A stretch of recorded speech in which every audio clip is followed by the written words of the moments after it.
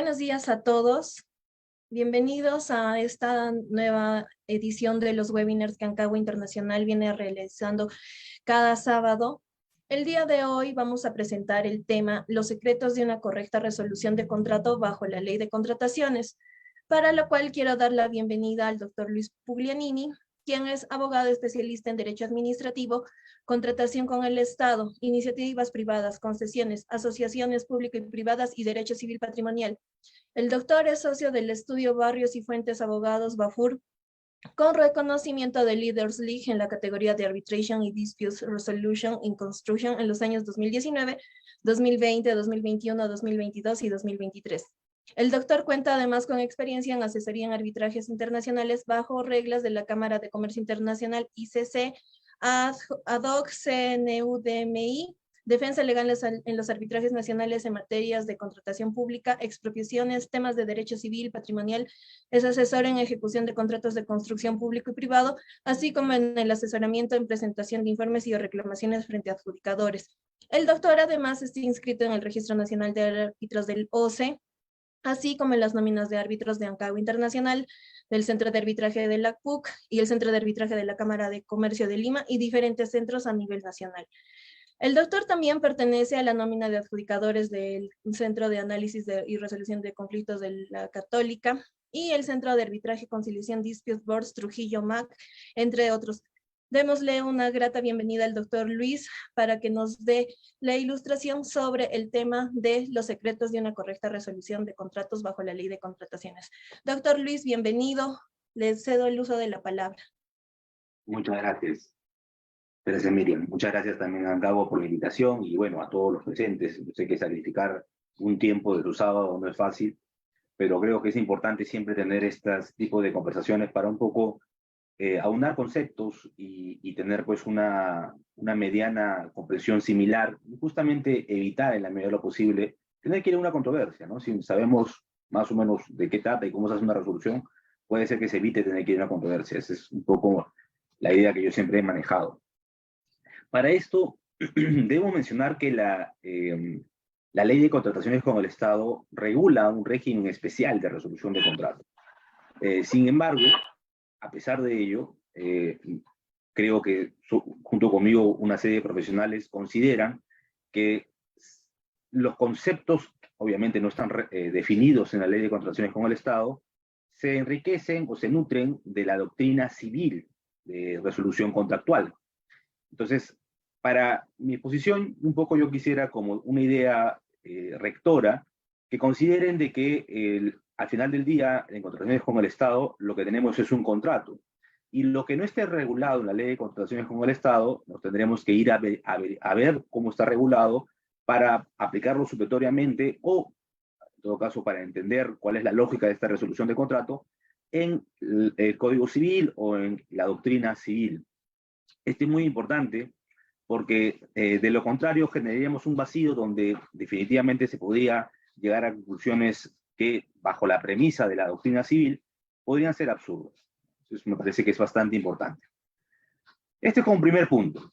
Lo siguiente es entrar a diferenciar conceptos respecto a cuando un contrato deja de surtir efectos.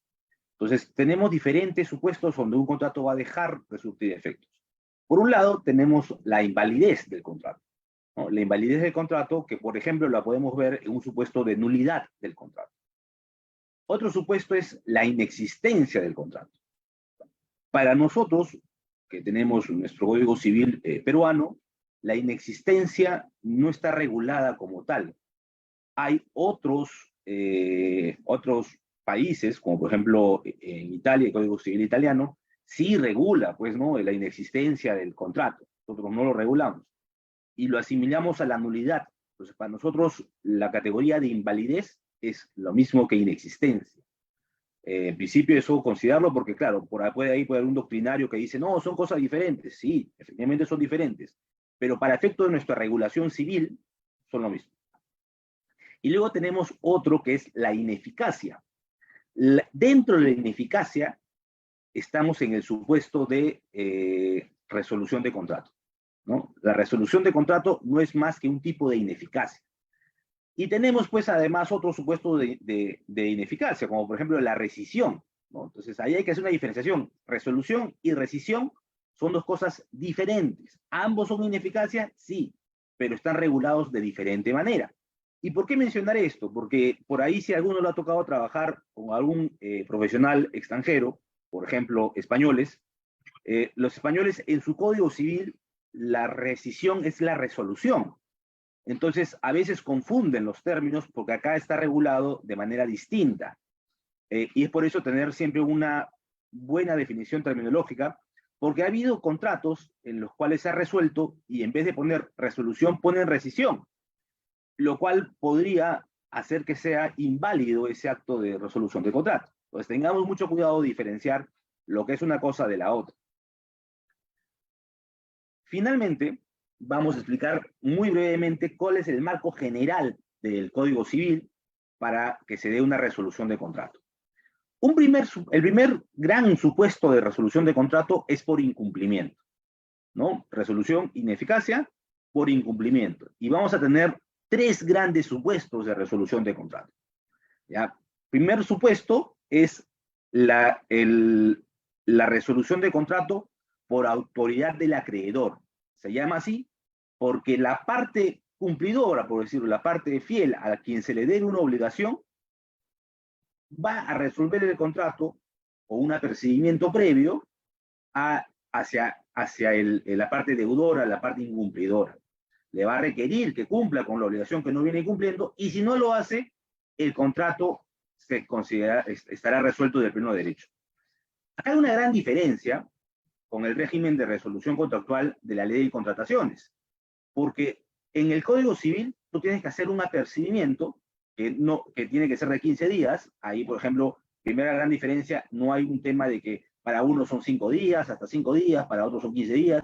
No hay esa diferenciación, es 15 días. Y la mayoría de la doctrina consideran de que ese plazo no se puede modificar, es inmodificable. Son 15 días y 15 días. Algunos dicen que es un piso, no se puede dar menos de 15 días, pero sí se podría dar más. Otros dicen que no, que solo y únicamente se puede dar 15 días. Pero otra de las grandes diferencias con el régimen de contratación pública, de resolución de contratos en la contratación pública, es que en el régimen civil tú apercibes y vencido el plazo, al día siguiente el contrato ya está resuelto el pleno derecho, sin necesidad de una nueva comunicación. ¿Qué quiere decir esto? Que, por ejemplo, tú das los 15 días, al día 16 no se cumplió la obligación que se ha requerido que se cumpla bajo procedimiento, y el contrato se considera ya resuelto. No es necesaria una nueva comunicación. Como ustedes deben conocer, en la vía ya de contratación pública, sí, la norma establece que necesariamente tiene que haber una segunda comunicación declarando la resolución de contrato. Eso quiere decir que el mero transcurso del tiempo no resuelve el contrato. Es necesaria una segunda. Entonces, vamos a ver, eso lo vamos a ver más adelante, pero vamos a ver casos muy particulares donde se apercibe dándose 15 días, pasan 2 meses, y después de ese plazo recién resuelven, ¿no? Vamos a ver si eso es una resolución válida o no, ¿no? Eso es un primer punto. Luego tenemos que el Código Civil regula otra resolución por incumplimiento, que es de la autoridad del juzgador. Acá un juez o un árbitro es el que va a declarar y constituir la resolución de contrato.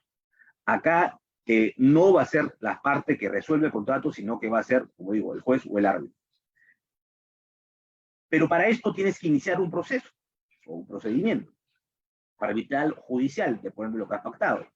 Vamos a hacer el símil con el tema de contratación pública. Tendríamos que pedirle al árbitro que sea él el que resuelve el contrato.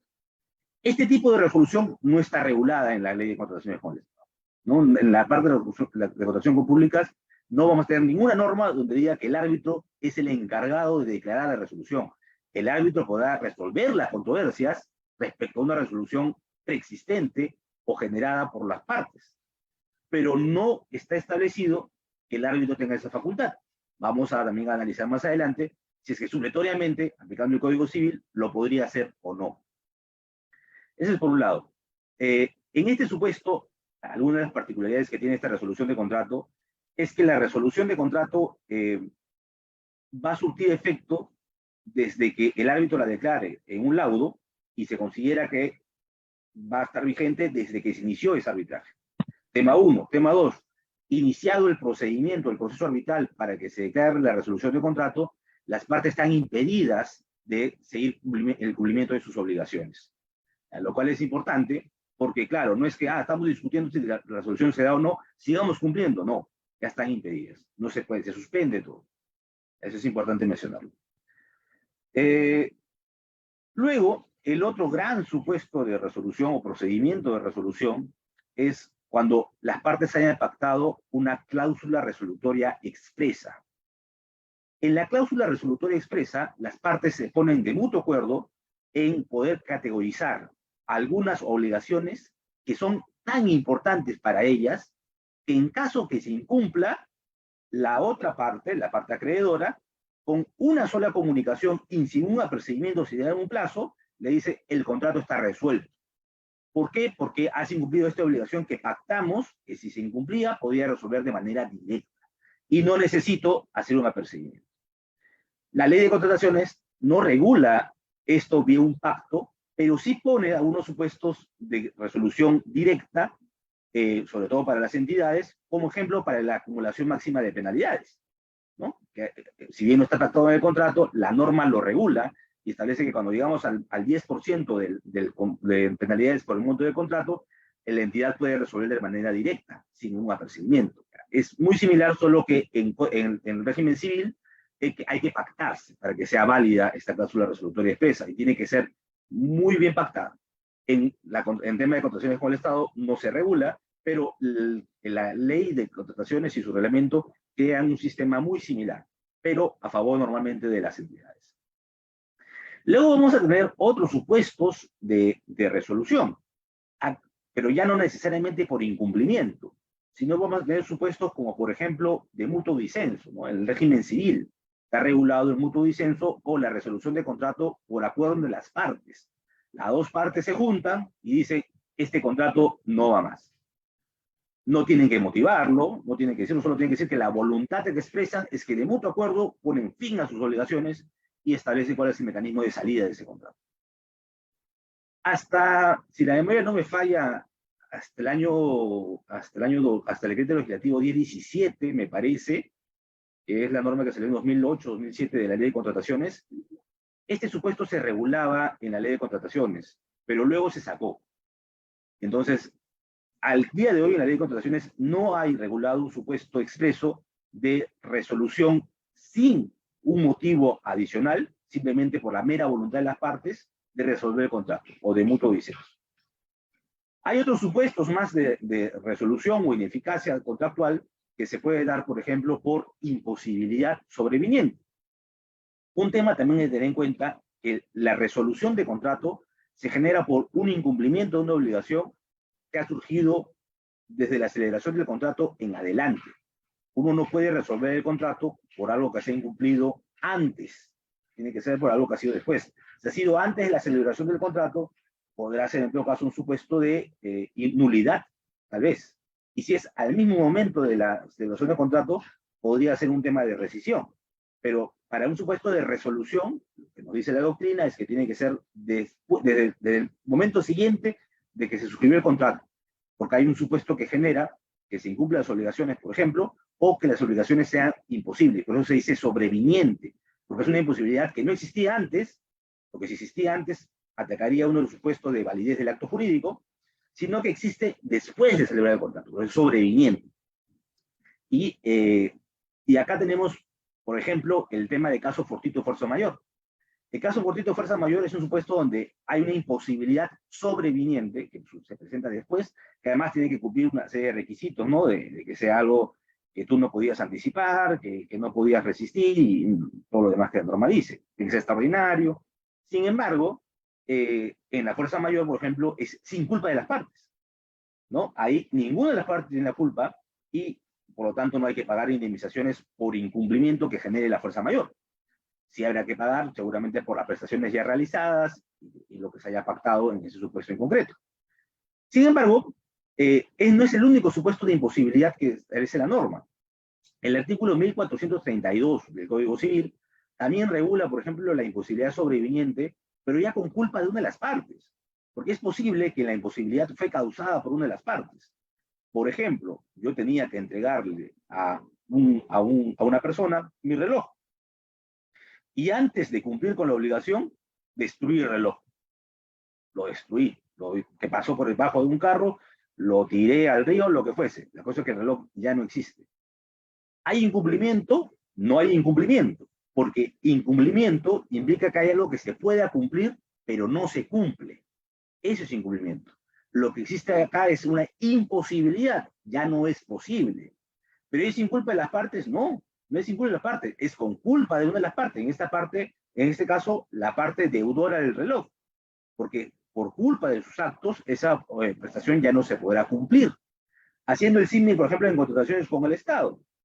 Vamos a suponer que la entidad se gasta el presupuesto que tenía destinada a un contrato específico.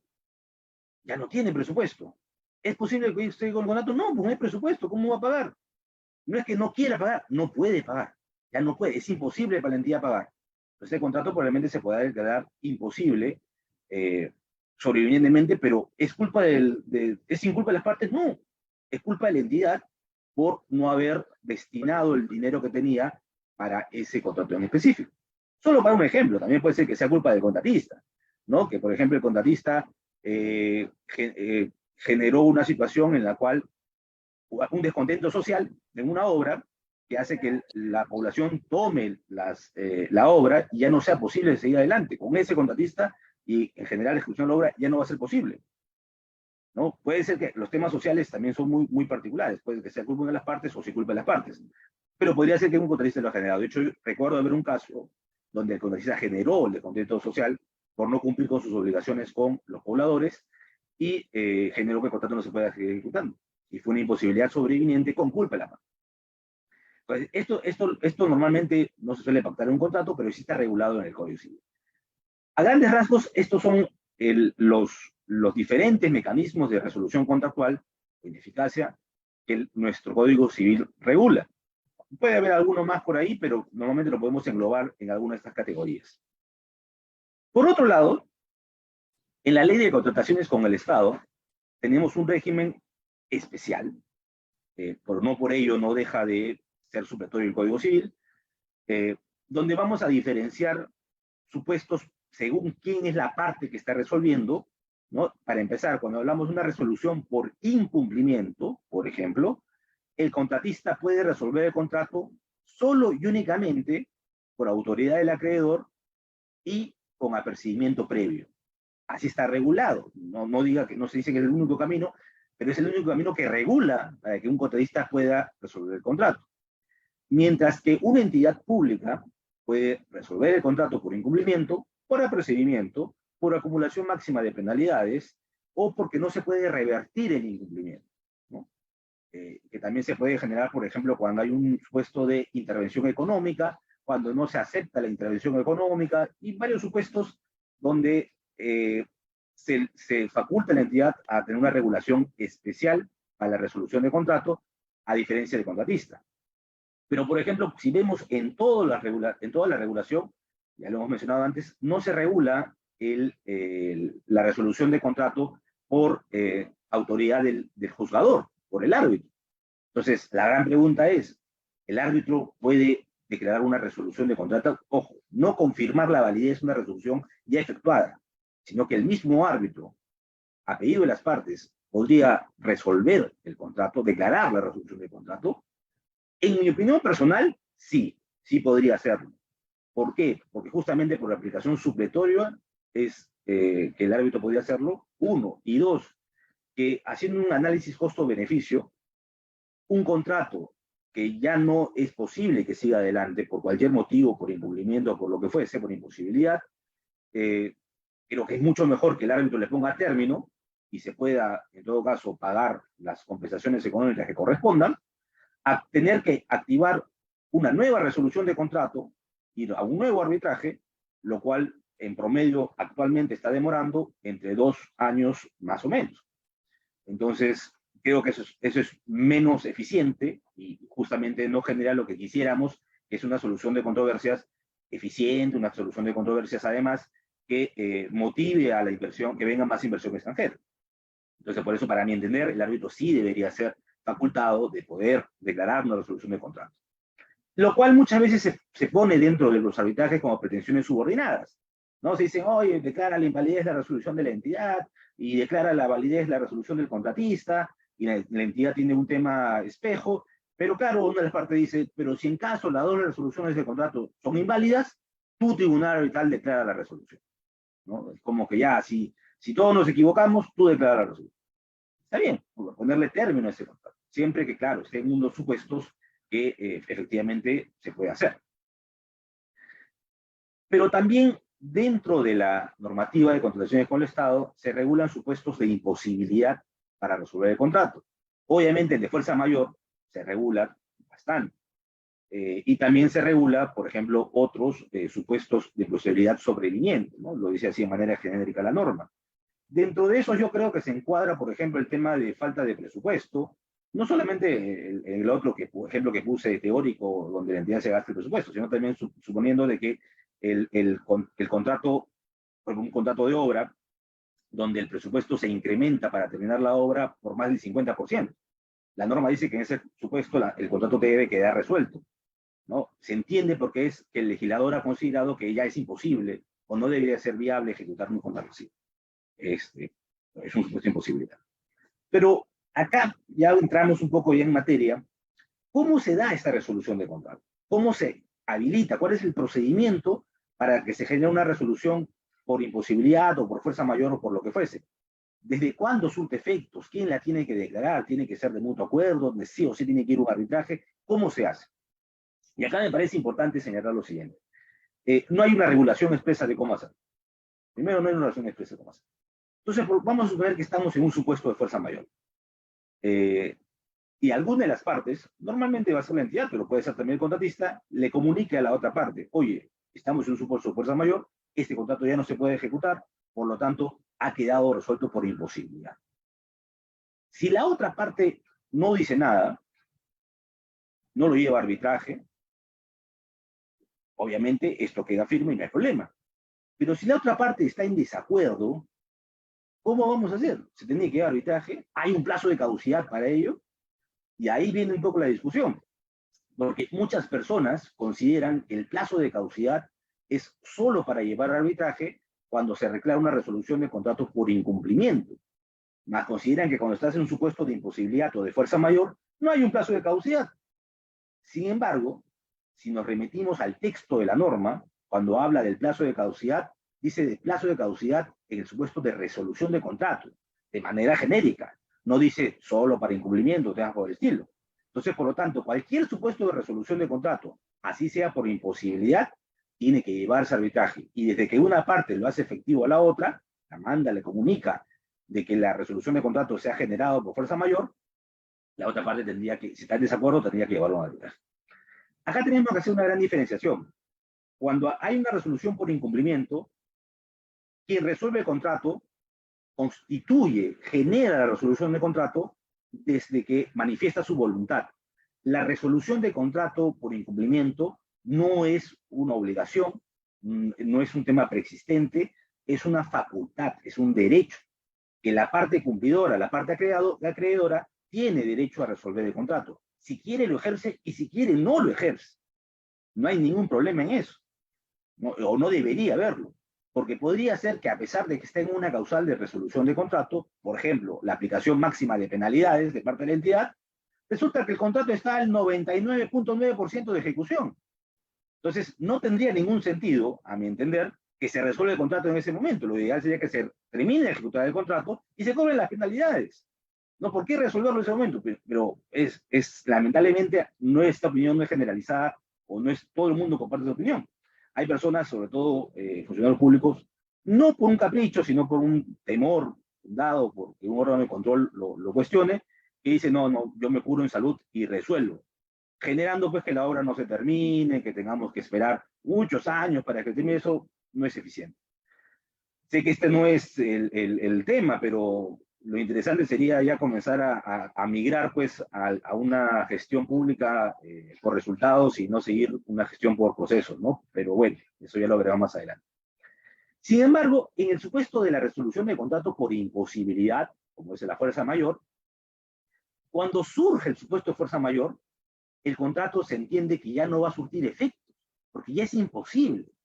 Entonces, cuando una parte lo comunica a la otra, no es que esté constituyendo y creando el presupuesto de resolución, sino que la resolución ya existe y simplemente se está haciendo efectiva. No la crea, no la genera. Ya existe el supuesto y eso ya generaría per se que el contrato ya no puede ejecutarse.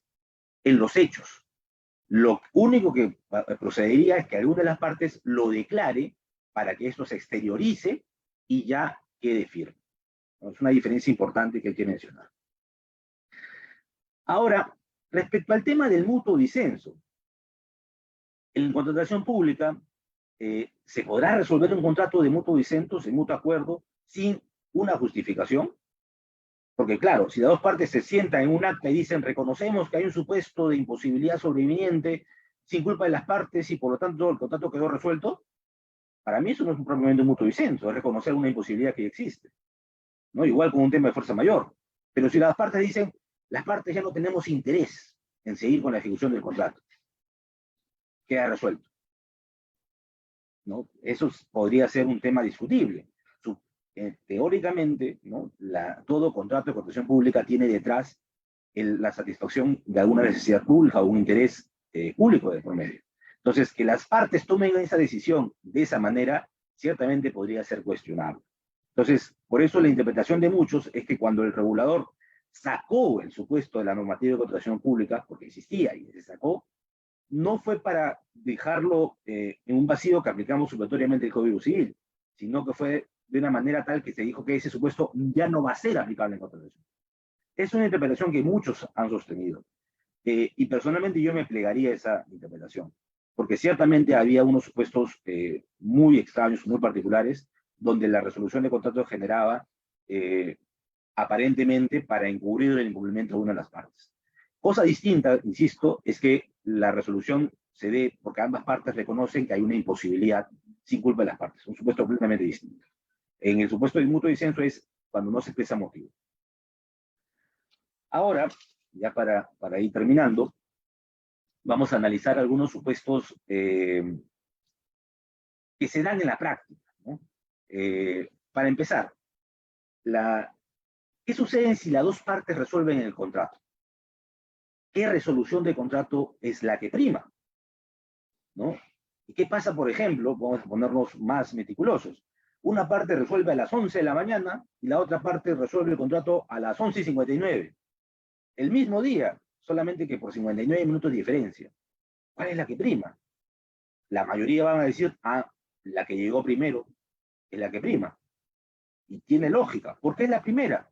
Porque claro, si ya resolvió el contrato, el segundo no puede resolver un contrato que ya está resuelto. Es un imposible jurídico. Entonces, por lo tanto, si la primera queda válida, la segunda, por sí misma, queda sin efecto. Parece lógico, también estoy de acuerdo con esa posición. Pero compliquemos un poco más el supuesto. Vamos a suponer que la primera resolución de contrato es llevada a arbitraje dentro del plazo de caducidad y por lo tanto la resolución está discutida. Ojo, no ha dejado de ser válida, no ha dejado de ser eficaz, pero esa resolución de contrato está discutiéndose en arbitraje y por lo tanto hay algunos efectos de la resolución de contrato, no la resolución de contrato en sí mismo, sino de la resolución de contrato que aún no se pueden realizar, no se pueden ejercer hasta que no quede firme completamente esa resolución de contrato. Por ejemplo, la ejecución de las cartas fianzas, pasar a la fase de liquidación, entre otros. No es que la resolución dejó de ser válida cuando está en arbitraje. No, sigue siendo válida, sigue siendo eficaz, pero el legislador ha determinado que no se puedan realizar unos actos mientras se discute ese. ¿Ok? Pero la segunda resolución de contrato, la que llegó en el tiempo posterior, no es llevada a arbitraje. ¿Qué dice nuestra norma cuando una resolución de contrato no se lleva a arbitraje? Queda firme, ¿no? Queda consentida. Y además hay un plazo de caducidad, o sea, ya caducó el derecho a discutirla. Eso quiere decir que una resolución posterior en el tiempo, pero ya firme, ya consentida y con plazo de caducidad, que ya no la pueden volver a discutir, esa resolución, ¿qué pasa? ¿Qué pasaría? Si en el arbitraje respecto a la primera resolución validan que la primera estuvo bien, la segunda, ¿qué va a pasar? ¿Quién la va a dejar sin efecto? Si ya no lo pueden demandar arbitralmente para que quede sin efecto. Eso, por ejemplo, es un supuesto que para mí no tiene una solución única. Pero sin embargo, tratando de llegar a un consenso, tratando de llegar a una situación que tenga una lógica jurídica, una seguridad jurídica, para mí la interpretación más válida es que, si bien es cierto que ya quedó firme para efectos jurídicos, esa resolución de contrato lamentablemente se dio en un contexto que el contrato ya estaba resuelto y por lo tanto, por un tema de lógica jurídica, esa resolución era inválida y solamente se volvería válida si es que la primera resolución de contrato deja de tener efectos, es declarada inválida. Ahí recién la segunda tendría toda la validez que la norma lo establece. Y por lo tanto, el árbitro, a mi entender, como parte de la controversia, sí podría decir que esa segunda resolución no la valida. ¿Ya? Pero sin embargo, ciertamente es un supuesto discutible, es muy discutible. Por eso, señores, mi recomendación es que no importa que seas asesor de contratistas, asesor de la entidad, cuando una resolución de contrato se genera, así sea posterior en el tiempo, lleve el arbitraje y evítense problemas. Esa es una de las recomendaciones que le puedo dar. Por último, ya para terminar, otro de los temas que son muy importantes es la resolución de contrato por incumplimiento. La norma establece que el apercibimiento tiene que ser con carta notarial y la resolución de contrato tiene que ser también con carta notarial. Es obvio y es clarísimo de que si no se hace por carta notarial, es válido. En pandemia se presentaron varios problemas sobre este tema, porque no había notarios. No había notarios. A pesar de que ciertas actividades económicas ya estaban reactivadas y también teóricamente las notarías se tenían que haber activado, en la práctica no había notario suficiente para poder resolver el contrato. Entonces, claro, generaba una situación ciertamente de indefensión. Y están ahora en arbitraje supuesto donde se crearon resoluciones notificadas por correo electrónico, certificado por notario, o temas por el estilo. Sin embargo, al día de hoy tenemos supuestos, ya tenemos un pleno notariado trabajando, entonces no tenemos ese problema, pero al día de hoy, ¿cuál es lo que sucede? Que los notarios llegan con la carta notarial a notificarla para el apercibimiento, para la resolución, y la entidad o el contratista se niega a recibirla, o no hay nadie, ¿no? Estos domicilios de los contratos, de los contratistas que son fantasmas, nadie lo conoce, no hay nadie vive. Llegan con la carta, no hay nadie. ¿Qué debe hacer el notario? Dejarlo bajo puerta y certificar, llevarse la carta y decir, no hay nadie, no se pudo notificar. ¿Qué es lo que debería hacer? A mi entender, lo que debería hacer es concretar la notificación y dejarla bajo puerta o en un lugar que pueda ser visto o que asegure que está dentro del domicilio donde tendría que haber notificado la notaría. Porque si hacen lo segundo, que es regresar con el documento notarial y no dejarlo, y certificar que no se pudo, eso quiere decir que no se ha notificado. Y si no se ha notificado, el acto no se ha concretado, entonces no tendríamos un apercibimiento válido o una resolución válida. Entonces tengamos mucho cuidado porque ese supuesto es reiterado. No se imagina la cantidad de casos que hay donde ha sucedido esto y la discusión es si esa falta de notificación por culpa de quien no recibió la notificación es válida o no. Y para mi entender no es válida porque nunca se concretó. Cosa distinta es que el notario la deje bajo puerta y certifique, la dejé bajo puerta porque no hubo nadie. Otra cosa completamente distinta. Ahora, también hay errores notariales. Eso también hay que mencionarlo. Claro, la notificación notarial se presume que se ha realizado, pero hay errores notariales. Tengo un caso en el cual el domicilio de la contratista estaba en el segundo piso y el notario notificó en el primer piso, que era un tema completamente distinto, era otras oficinas. Entonces nunca leyó y lo pudo probar. Entonces para mí esa notificación no fue válida. Ojo que en estos casos la notificación no se considera hecho desde que toma conocimiento, porque es una notificación formal. Se considera desde que llega al lugar del destino con la formalidad notarial correspondiente. Eso también lo. Y por último, me estaba olvidando el tema que dejamos en el tintero para más adelante, respecto al tema de qué pasa si apercibo hoy y resuelvo en 3 meses. ¿Será válida o no será válida la resolución de contrato? Ahí tenemos que ir por partes. El supuesto para que yo pueda resolver el contrato es que apercibo porque una de las partes está incumpliendo el contrato, vence los 15 días que damos, suponiendo que es una obra, y al día 16 resuelvo, pero siempre y cuando dentro de esos 15 días la resolución no sea, el incumplimiento no sea subsanado. Si el incumplimiento se subsanó, supongamos que el contratista le dice a la entidad, págame lo que me debes, tienes 15 días, pasan los 15 días y al día 16 dice, te voy a resolver, pero resulta que al día 14 la entidad ya pagó. Entonces, ¿puedo resolver? No, ya no. Porque la resolución no solamente es por el transcurso del tiempo y una notificación, sino porque el incumplimiento se mantiene durante todo ese periodo. Eso es importante. Entonces, si yo percibo hoy día y quiero resolver en 3 meses, considero que sí se podría realizar, siempre y cuando se den 2 condiciones importantísimas. Uno, primero, durante todo ese periodo nunca se subsanó el incumplimiento. Tema 1. Porque si se subsanó y luego se cayó en un nuevo incumplimiento, tendría que iniciarse un nuevo procedimiento de resolución de contrato. Y lo segundo es que durante todo ese tiempo, el contratista, de manera clara y categórica, no haya dejado sin efecto su apercibimiento. Esas 2 cosas tendrían que cumplirse. Si no, ese apercibimiento ya no tiene sentido y la resolución que se haga después de 3 meses, a mi entender, sería inválida. Me olvidaba solamente un tema más en el tintero. El tema de cuando se le resuelve el contrato a la entidad, tiene que ser necesariamente por el incumplimiento de una obligación esencial. Y eso es una gran discusión. ¿Qué es una obligación esencial? ¿Qué es una obligación esencial? La norma no lo define. Hay opiniones del OCE, hay doctrina, pero la norma no lo define, ¿no? Mientras que al contratista se le puede resolver por incumplimiento de cualquier obligación, cuando es la entidad, se entiende que tiene que ser una obligación esencial. Entonces, la obligación esencial, a mi entender, es aquella obligación. Para mí tiene 2 formas de poder determinar si una obligación es esencial o no. Una primera, porque estamos hablando solamente de la entidad, ¿no? Porque el contratista no tiene sentido definirlo porque se puede resolver por cualquier tipo de obligación.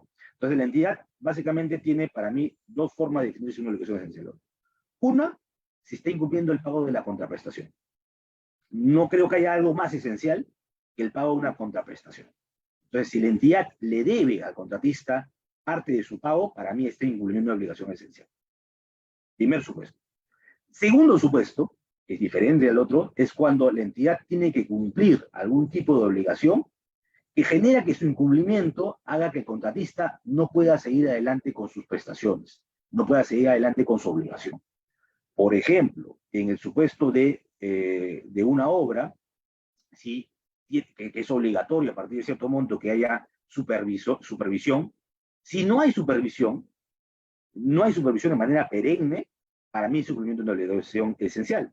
La norma ahora un poco ha mejorado el supuesto y dice, oye, temporalmente puede haber un inspector, debe ser temporal. Pero tenemos otros supuestos, por ejemplo, cuando el expediente técnico es abiertamente deficiente y la entidad no lo subsana oportunamente. Si la entidad inicia todos los procedimientos para subsanarlo y subsana el problema del expediente técnico, no hay problema, porque no hay expediente perfecto. Pero si la entidad se niega categóricamente a aprobar adicionales, se niega categóricamente a absolver consultas, homologar planos o temas por el estilo, considera que existe ahí una obligación esencial porque no permitiría que el contratista cumpla con realizar su obligación de manera correcta. Lo mismo pasa, por ejemplo, con temas de liberación de terrenos para el tema de obra. Pero, en general, más allá de los supuestos específicos, el concepto es ese, que la entidad no cumpla con alguna obligación a su cargo, establecida en el contrato o en las bases, que genere que el contratista a su vez no pueda cumplir con sus obligaciones. Ese tema, para mí, sí es un tema esencial porque generaría de una u otra manera que el contrato no surta sus plenos efectos y no se pueda cumplir. Eso es todo de mi parte. Muchas gracias. Quedo atentos a sus preguntas. Muchas gracias, doctor Luis. Bueno, tomando en consideración lo que ha expuesto, tenemos un par de preguntas a través del chat. La primera que ya ha sido respondida por su persona, que nos decía que es una obligación esencial, que ya nos ha aclarado. Y la otra pregunta que nos efectúa Luis Alfredo Mendoza, que nos pregunta, si tanto la entidad como el contratista resuelven por separado un contrato de obra y ambos a la vez llevan dicha discrepancia a tribunales arbitrales distintos de manera paralela, ¿cuál es lo correcto y legal? Es perfectamente posible que suceda eso, perfectamente posible, porque de hecho, en la práctica, con la norma de contrataciones actual que tenemos vigente, recordemos que si no se ha pactado el centro de arbitraje, que pasa en la mayoría de los casos, y tampoco se ha determinado que es ad hoc, y no cumple por el monto para hacer el arbitraje ad hoc, la parte que inicia, la parte actora, puede llevarlo al centro de arbitraje que más lo considere conveniente. Entonces puede suceder que una lleva su arbitraje para discutir la resolución de la otra parte al centro de arbitraje A, vamos a poner Ancagua, y el otro lo lleva al centro de arbitraje B. Los dos arbitrajes son válidos. Los dos arbitrajes son válidos. Claro, la norma de contrataciones dice que el primero que inició arbitraje debería acumular todo lo demás, pero no hay un mecanismo de coacción para poder hacer que eso se acumule obligatoriamente. Porque, por ejemplo, cada tribunal por su lado son independientes y no está uno por encima del otro. Entonces, en la práctica se van a ver de manera independiente, probablemente, ¿no? Incumpliendo la norma, sí, pero no hay ninguna sanción por incumplir esa norma. Entonces, en esos supuestos, que los dos arbitrajes se ven en paralelo, con dos resoluciones de contrato, para mí, considero que, como lo explicamos hace unos momentos, lo más importante es determinar la primera resolución en el tiempo, si es válida o no. Porque solo cuando se determine la validez o invalidez de la primera resolución en el tiempo, la segunda tendrá relevancia. Si la primera es válida, la segunda ya era imposible porque no puede resolver un contrato ya resuelto, pero si la primera es inválida, se tendría que analizar la segunda. Ese es un poco el contexto. Bueno, doctor, siguiendo esa línea, en todo caso, ¿cómo se procedería para evitar el tema de los laudos contradictorios? Porque digamos que yo como contratista resuelvo, no sé, digamos a la Municipalidad de Cusco, y la Municipalidad de Cusco independientemente también me resuelve. Yo llevo un centro de arbitraje y no controvierto, y la municipalidad no controvierte dentro de ese proceso, o al menos no pone de conocimiento de que existe otro proceso en paralelo, y viceversa, en el otro arbitraje que yo he iniciado, tampoco informo de que se ha iniciado también respecto de la resolución de contrato por otra causal, pero ante otro centro. Entonces, es evidente que no va a haber conocimiento de parte de los tribunales. Al momento de tratar de ejecutarse ese laudo, ¿cómo se va a proceder en la ejecución? Mira, sí te entiendo y creo, estoy seguro que debe haber pasado en más de un supuesto. Primero que esa situación definitivamente para mí sería un poco un actuar negligente de las partes, porque lo mínimo que tendrían que hacer es informar a los árbitros que hay otra resolución que se discute en otro arbitraje. Supongamos que no lo hacen. Si no lo hacen, a mi entender, lo que podría suceder es que, claro, el que laude primero va a informar al otro del laudo. Y va a decir, ya hay una resolución validada por un tribunal arbitral, tú ya no puedes verlo. Seguramente va a pasar eso. Y ahí sí, el segundo tribunal que no laudó en el tiempo es el que va a estar en un gran problema, ¿no? Sin embargo, vamos a ponernos en el supuesto que los dos laudos se emiten el mismo día o de manera casi simultánea. ¿Qué va a pasar en ese caso? Es un dolor de cabeza. Yo no sé qué va a pasar, soy sincero. Pienso así, abstractamente, pensando en voz alta, que de todas maneras, la primera resolución que se hizo en el tiempo debería ser la válida. Pero lamentablemente, por la inacción de la parte que ganó ese arbitraje, de no informar al otro tribunal que había otro arbitraje, va a meterse en un problema, pero va a tener dos resoluciones con autoridad de cosa juzgada que van a aplicarse. Entonces ahí sí se está metiendo en un gran problema por no hacer eso. Ahora, si sí lo informan, el tribunal arbitral que ve la segunda resolución en el tiempo, por un tema simplemente de debido proceso, a mi entender, debería suspender el arbitraje, avanzar con el arbitraje hasta cierta etapa, pero luego suspender hasta esperar que el otro se defina. Porque el que define todo es la primera resolución del tiempo. Entonces el otro tribunal tendría que suspender y esperar. Y una vez que se resuelva, con esa información, recién abocarse a ver el tema. Gracias, doctor. Tenemos otra pregunta que la formula Arturo Bocanegra. Nos consulta. De acuerdo a la normativa reglamentaria, el contrato queda resuelto con la notificación de la carta de resolución. La norma también establece que se debe llevar a cabo el acto de constatación física. Sin embargo, si la obra ya se encuentra en poder de la entidad y no se lleva a cabo el acto de constatación física, ¿la resolución de contrato es válida? Muy buena pregunta, ingeniero Bocanegra. A ver, solamente para comentarlo. Es cierto, la norma dice, resuelto el contrato, se debe llevar a cabo la constatación física e inventario. La norma lo dice así. Sin embargo, la constatación física e inventario no es un requisito de validez de la resolución de contrato. Es un acto como efecto de la resolución de contrato. Es un efecto. Entonces, que no se haga va a repercutir en otras cosas, probablemente en la liquidación, en el tema de reconocimiento de económicos, tema distinto, pero no afecta la resolución en sí misma, porque la resolución tiene sus requisitos de validez, que son la notificación válida, que se cumpla con los requisitos de forma y de fondo, todo. Pero la constatación física en sí mismo, que se cite o que se lleve a cabo, no es un requisito de validez, es un tema distinto, es un acto consecuencia de y no para que se dé una resolución. Gracias, doctor. Tenemos otra pregunta. Nos consultan. Ángel Huacas pregunta, ¿cómo se notifica la resolución del contrato si la dirección del consorcio es en un condominio y la seguridad del inmueble no deja ingresar al notificador, porque solamente dejan ingresar a los propietarios o autorizados? Sí, eso se ha dado bastantes casos, ¿no? Se da bastantes supuestos. A ver, mm, salvo por un mandato judicial, no hay forma de cómo forzar que te dejen ingresar, ¿no? Entonces, claro, una de las formas sería conseguir una orden judicial, pero eso va a tomar mucho tiempo, ¿no? Va a tomar un tiempo bastante largo. Otra de las formas es dejarlo hasta donde puedes ingresar, ¿no? O dejarlo en la recepción, porque normalmente tienen una recepción donde lo recibe el portero o algo por el estilo. Sin embargo, cuando ya estamos en una situación de que es un imposible y hay un supuesto cierto de incumplimiento, mi recomendación sería optar por pedirle al árbitro que declare la resolución, ¿no? O sea, el procedimiento no lo vas a poder agotar porque te está generando una imposibilidad para el procedimiento de resolución, no para el cumplimiento de contrato, el procedimiento de resolución. Entonces, en ese supuesto justamente es que yo creo que sí se puede aplicar supletoriamente el Código Civil y pedirle al árbitro que declare la resolución. Y a partir de que inicia ese arbitraje, se suspenden las obligaciones hasta que el árbitro resuelva la controversia.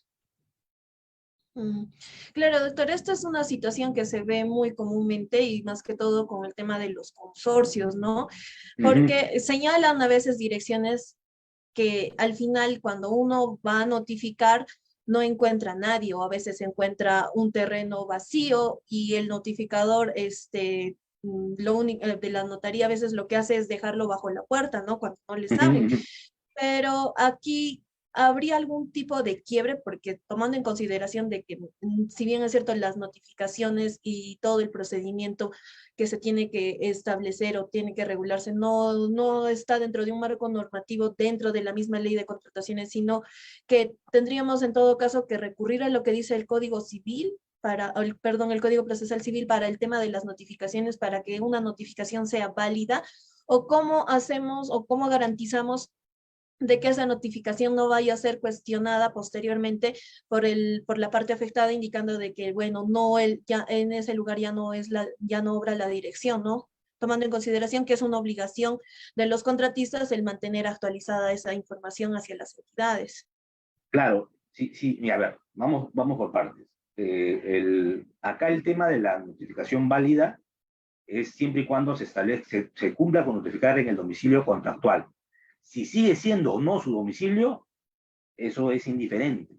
Mientras no haya informado válidamente un cambio de domicilio, ese es su domicilio para efecto de contrato. Entonces, si la notificación llega a ese lugar, la notificación es válida. El problema puede suceder cuando para acceder a ese lugar hay algo que no pueda superar, como por ejemplo el supuesto de un condominio donde no puedes ingresar, no te deja ingresar. ¿Ya? Entonces, en ese supuesto sí puede haber una falta de notificación válida en los hechos por culpa generado por la parte probablemente que va a ser notificada, sí, pero no va a ser válida. Entonces, uno de los supuestos que yo decía que puede hacer es, claro, para no tener que discutir si la notificación se ha hecho de manera válida o no, pedir al árbitro que declare la solución.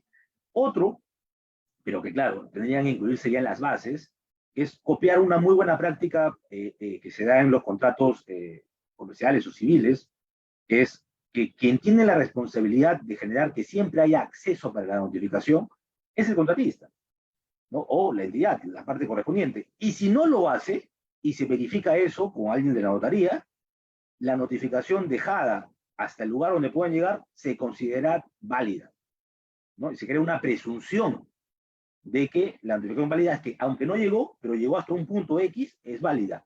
Claro, tiene que ser debidamente certificado por la persona que va a hacer la notificación de la notaría, ¿no? Hacer su legajo correspondiente, donde diga qué es lo que ha sucedido, tomar las fotos y todo lo demás, para que se valide eso después, si fuese cuestionado en sede arbitral. Esa es otra salida, pero tendría, a mi entender, tendría que estar pactado en el contrato.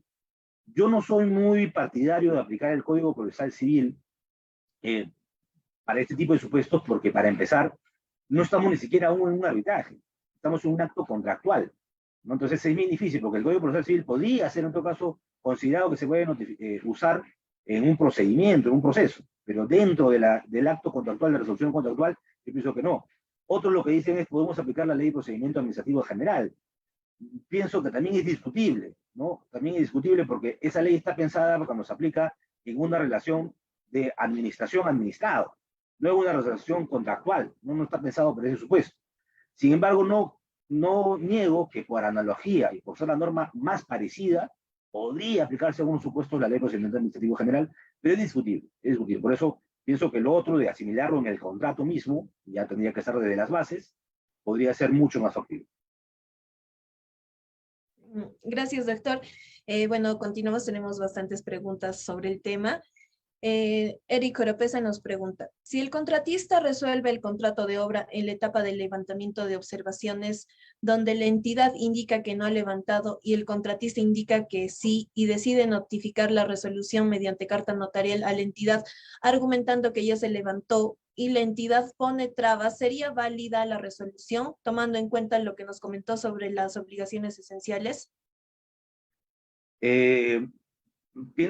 Tendríamos que ver caso por caso, pero de manera general, no creo que la entidad tenga una obligación de decir que observaciones están debidamente levantadas. Entonces, para mí, esa no sería una causal válida de resolución en contra de la entidad. Cosa distinta sería que la entidad no siga el procedimiento de recepción, no conforme el comité o cosas por el estilo.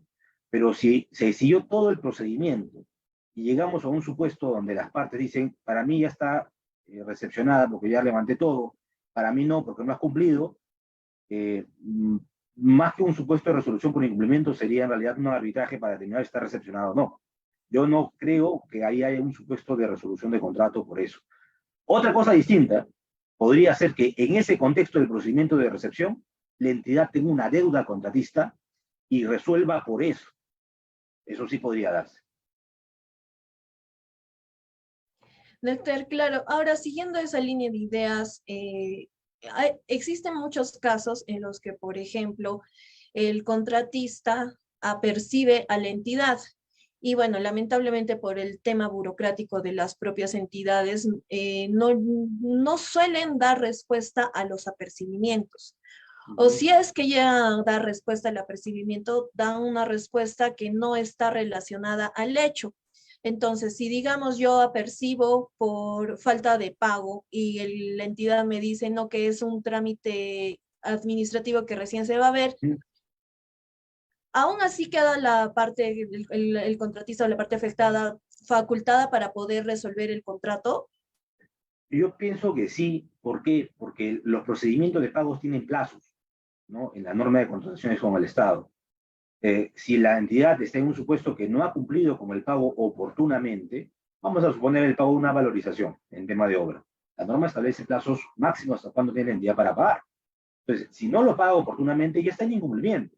Si la entidad no inició su procedimiento de pago oportunamente o no lo está haciendo de manera correcta, es un tema interno de la entidad. No tendría por qué afectar al contratista. Entendido, doctor. Bueno, continuamos con las preguntas. Nos pregunta Arturo Bocanegra, si la entidad resuelve un contrato y ejecuta la fianza de fiel cumplimiento, un tribunal arbitral la declara inválida, ¿cuáles serían los daños y perjuicios que podría reclamar el contratista? Sí, a ver, ahí vamos por partes, ¿no? Vamos a ponernos en el supuesto, entiendo que Arturo está mencionando que es que la resolución de contrato es inválida, se inició un arbitraje oportunamente y un tribunal arbitral dice, oye, esa resolución de contrato no es válida. Por lo tanto, la ejecución de la carta fianza es doblemente inválida, porque primero, no se debió haber ejecutado mientras había un arbitraje en curso, y segundo, además la resolución de contrato, al no ser validada, no hay ni siquiera un supuesto hecho por el cual ejecutar esa carta de fianza de fe y cumplimiento. Entonces, en esos supuestos, efectivamente, esa ejecución de la carta de fianza podría haber generado un daño al contratista. El tema es determinar cuáles son los daños y perjuicios que le han generado. En experiencia, he visto que los daños pueden ser, por ejemplo, financieros, o puede ser el tema de la contragarantía que uno da a la aseguradora o al banco para que den la carta fianza, o el empeoramiento de tus condiciones financieras. Solamente para dar un ejemplo, ¿no? Cuando uno pide una carta fianza, dependiendo de tus condiciones financieras, el banco te puede pedir algunas contragarantías, de manera que si le ejecutan, te cobran de tus contragarantías. Entonces, a veces pueden pedir, por ejemplo, que hipoteques una casa, a veces te puede pedir también que pongas dinero en efectivo por un porcentaje o hasta por el mismo monto de la carta fianza. Entonces, si tú quieres una carta fianza por $1.000.000, $1.000.000, el banco te puede decir, ya, deposítame $1.000.000 acá, y lo tienes inamovido. De manera que cuando ejecuten la carta fianza, el banco se va a quedar con ese $1.000.000. ¿No? Entonces, ahí hay un daño cierto. Ese $1.000.000, aparte de la ejecución, te está afectando de manera adicional, porque además de devolver al banco ese $1.000.000, tiene que asegurarte que te devuelvan eso con los intereses correspondientes que se dan. Otro supuesto también que he visto, por ejemplo, son cuando las empresas listan en bolsa, porque el ejecutarles esta carta financiera puede hacer que sus acciones bajen, y eso es algo recontramedible. Eso yo lo he visto en un caso hace como 15 años, creo, donde justamente una de las empresas listaba en bolsa y porque la entidad ejecutó indebidamente la carta fianza, le generó un daño y estaba en discusión, pero si la memoria no me falla, al final el tribunal dijo que era de aproximadamente $8 millones, cuando la carta fianza que ejecutaron era, por ejemplo, solamente de $5 millones. El daño fue mucho mayor, porque era un tema reputacional en bolsa que hizo que las acciones se desplomaran, pero podía generar este acto indebido de la entidad. Doctor, y en el supuesto de que durante un proceso arbitral en el que se discute la resolución del contrato, el contratista no llegara a renovar la garantía. Sabemos que la garantía tiene que estar constantemente renovada hasta que se obtenga un laudo firme. De todas formas, esta ejecución le podría generar el reclamo de algún tipo de indemnización al contratista. No, porque ese ya es responsabilidad del contratista. Él tenía la obligación de mantenerla vigente durante el arbitraje. Si la entidad lo ejecuta por falta de renovación, para mí está completamente válido. Ahí está válido, pero ojo, la entidad no puede disponer de ese dinero. La ejecuta por falta de renovación y lo que dice la norma es que lo tiene que guardar hasta determinar si después tiene que devolverlo o usar ese dinero para la entidad. Pero ahí sí no sería culpa de la entidad, de esos daños y perjuicios. Se lo habría generado el mismo contratista a no renovarlo oportunamente. Bien, doctor, muchas gracias. Continuamos con las preguntas. Luis Alfredo Mendoza nos consulta. ¿Quién tiene la obligación de comunicar al OCE sobre el inicio de un proceso arbitral de una obra? ¿Hay alguna sanción al respecto si no se cumple con ello?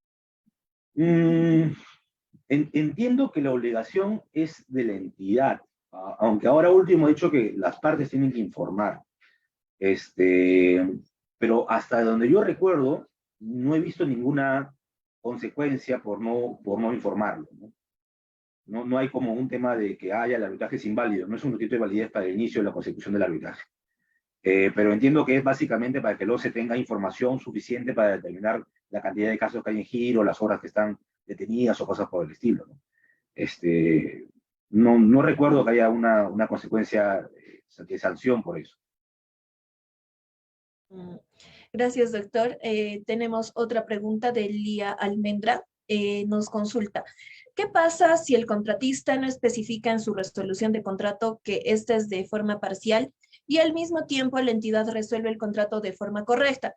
La entidad ni el contratista acuden a un arbitraje, sin embargo, el contratista solicita la devolución de la carta fianza. ¿Qué procede en ese supuesto?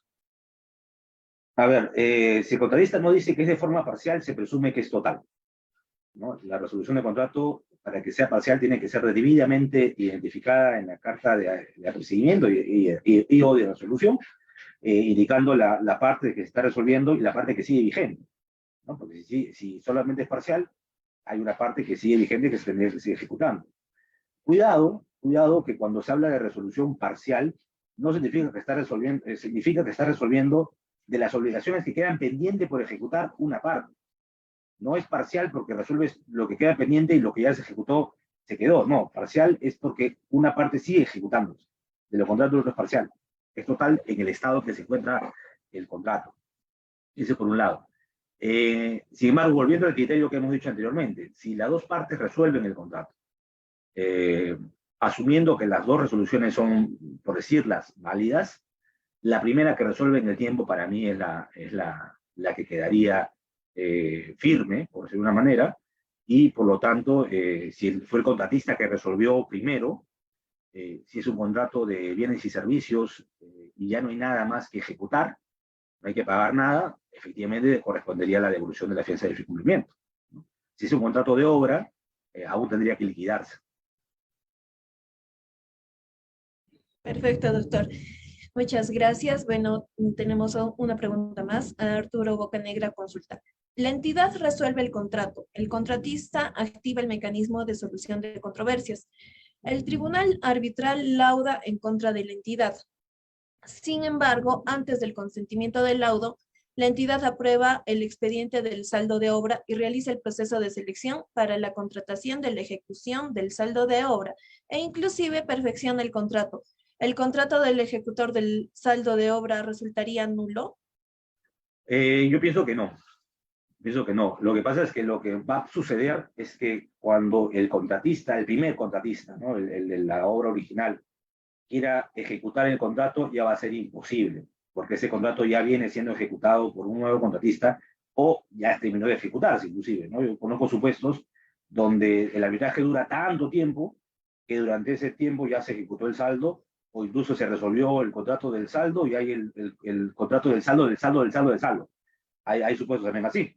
Pero en ese supuesto, para mí, el segundo contrato, donde el contratista ya está en posesión de la obra y en ejecución de la obra, es quien debería determinar ejecutar la obra, un tema de supremacía de la realidad, por decirlo de una manera, pero el primer contratista, el que se va a ver frustrado porque no va a poder ejecutar ese contrato, que tendría derechos a una indemnización por daños y perjuicios y a que se declare una resolución de contrato imputable a la entidad por una imposibilidad sobreviniente, porque ya no va a poder ejecutar el contrato, pero por culpa de la entidad, no es culpa de las partes. Entonces la entidad tendría que indemnizarlo, obviamente por los daños y perjuicios que le puede haber generado esa imposibilidad sobreviniente. Entendido. Bueno, la última pregunta del chat del Zoom nos la formula Braulio Iván y consulta. Si la resolución es parcial, ¿la carta fianza se ejecuta también parcialmente o se ejecuta en su totalidad? Muy buena pregunta, muy buena pregunta. La norma no dice nada. La norma no dice nada en lo absoluto. Ahora, si la resolución parcial, entiendo, en contra del contratista o por incumplimiento del contratista, se genera por incumplimiento de sus obligaciones, yo pienso que sí tendríamos que hacer una suerte de división, ¿no? Porque recordemos que el contrato todavía va a seguir vigente por una parte del contrato que se va a ejecutar. Entonces, se tendría que ejecutar la carta de fianza correspondiente a la parte de la resolución. Ahora, mira, a pesar que yo digo que esa para mí es la salida más correcta, le voy a encontrar deficiencias a esa salida. Porque, por ejemplo, alguien podría decir, sí, pero si al final, cuando se termine la resolución, cuando se termine de ejecutar todo el contrato, la carta de fianza que no se ejecutó, ¿ya se podría ejecutar? Tal vez sí, ¿no? Porque en realidad la sanción es que el contratista, si incumple el contrato, se debe ejecutar el 10% del contrato, sin importar qué es lo que suceda. Esa es una opción. Ahora, lo otro también es que la otra posibilidad es que sí, se ejecute toda la carta de fianza, sin dividirla, porque ya es una indemnización que la entidad ha ganado por una resolución que está correcta y que quedaría firme. Y lo que va a pasar es que simplemente por la parte del contrato que queda aún por ejecutar, no habría garantía, ¿no? Situación anómala, pero que nos llevaría a una situación así, a pesar de esta situación. Altamente discutible, ¿eh? No tendría una sola respuesta como tal. habría que ver mucho el caso en concreto, pero bien interesante la pregunta. Hasta de tesis creo que es, ¿ah? Bien, doctor, tenemos una pregunta a través del Facebook Live. William Gutiérrez nos consulta. ¿El acta de constatación física e inventario de bienes producto de resolución de contrato de obra puede ser sometida a arbitraje y en qué casos puede ser? Sí, sí puede ser sometida a arbitraje. Recordemos que la norma de contratación pública establece que cualquier controversia contractual, se puede someter a arbitraje. Salvo las que la norma especialmente excluye, normas adicionales, ¿no? Enriquecimiento sin causa que incurre un adicional o temas por el estilo. ¿Te fijas si está Pero muy mojado? todos los demás Ya que la demasiado norma no mojado excluya, ahí. todos los demás que la norma no excluya, son temas que se pueden llevar a arbitraje, ¿no?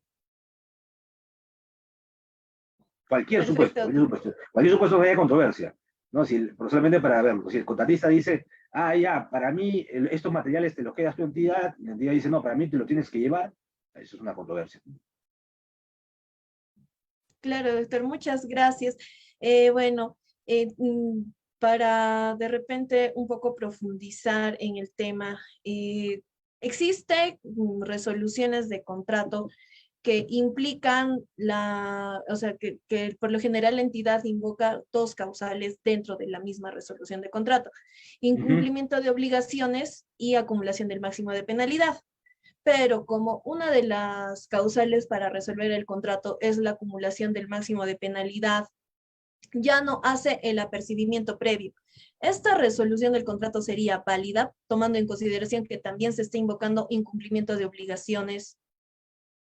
A ver, no te seguí. O sea, resuelve por dos causales, pero solo apercibió por una.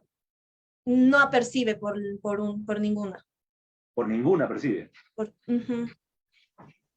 Claro, pero si es por acumulación máxima de penalidades, no tiene que haber apercibido. Sí es posible, a ver, para ver bien el ejemplo. O sea, hay un incumplimiento, pero no apercibe por nada y resuelve por acumulación máxima de penalidades y dicen, oye, además de eso, también te podría haber resuelto por esto otro motivo. Exacto. Si es que la acumulación máxima de penalidades se valida, la resolución es válida. Si la acumulación máxima de penalidades se dice que no es correcta, porque no hay la cantidad suficiente o no hay ninguna penalidad aplicable, la otra causal de resolución que tendría que haber sido apercibido y no se apercibió, no sería válida. Entiendo, doctor. Y bueno, finalmente, respecto a lo que usted comentaba, o sea, ¿es válido resolver un contrato después de un lapso de tiempo extendido, digamos? Porque se ve también en la práctica de que muchas veces cualquiera de las partes hace el apercibimiento, digamos, no sé, en el año 2020 y procede a resolver ya el 2021. O sea, Claro. no existe mucha lógica entre el apercibir y resolver después de tanto tiempo, ¿no? Entonces, esa resolución es válida y si es que no lo fuera, o sea, ¿cómo uno lo puede cuestionar ante un tribunal arbitral? Claro.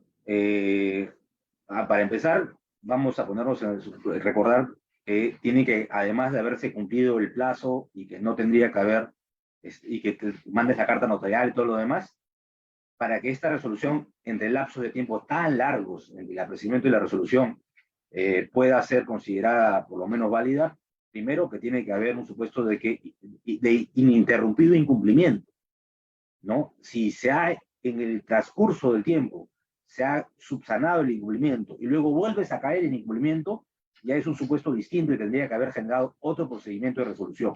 Por ejemplo, la valorización 1 no te la pagué, ¿no? La pagué 3 meses de retraso, pero luego te debo la valorización 2.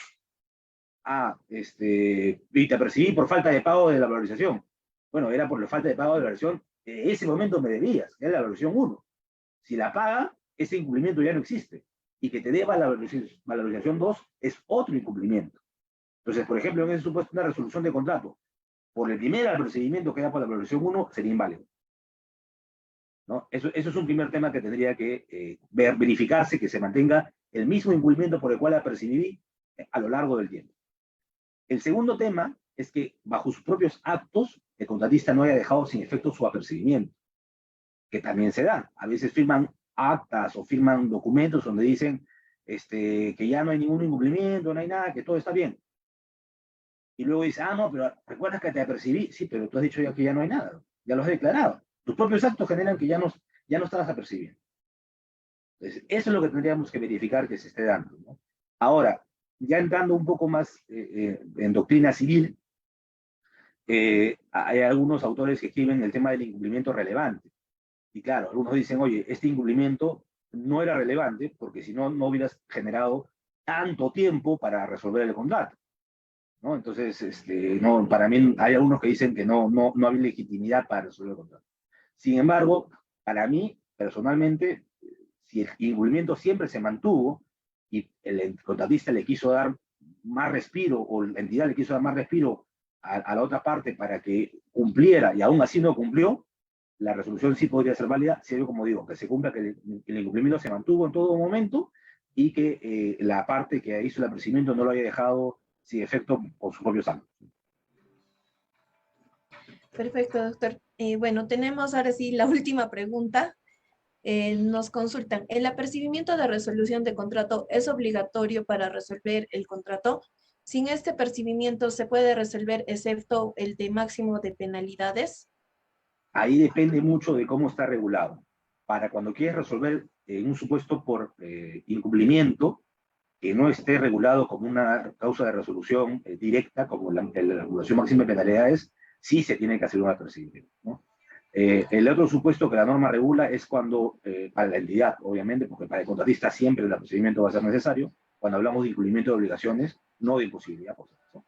Pero el otro supuesto que regula para la entidad es cuando ya el incumplimiento es imposible de que sea revertido, ¿no? O sea, por ejemplo, un supuesto es que es muy raro llegar a ese supuesto por varios motivos, pero vamos a ponernos un caso hipotético de que la obra está a un plazo de obra hasta un día de terminar, no hay ampliaciones de plazo, no hay nada, y la obra está al 1%, ¿no? Una obra, pongamos que era hacer un puente, al 1%, solo han hecho un movimiento de tierra. Es imposible, es imposible que en un día hagan todo el puente. Entonces, ahí, por ejemplo, si un supuesto de resolución por imposibilidad de subsanar el incumplimiento. Ahí no es necesario apercibimiento de acuerdo a la norma, ¿no? Pero en todo lo demás siempre es necesario el apercibimiento.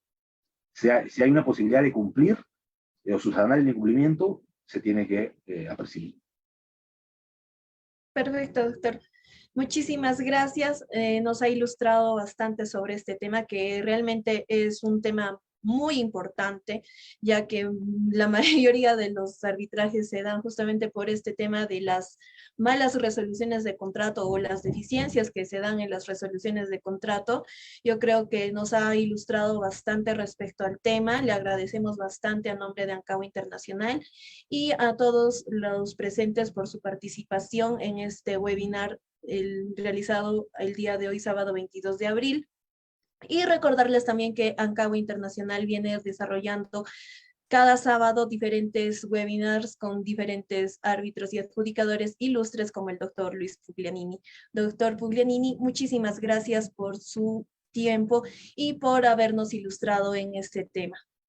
Muchas gracias a ustedes y a todos los participantes, además por nutrirnos con sus preguntas, muy interesantes. Igualmente, Miriam, tus preguntas también, muchas gracias.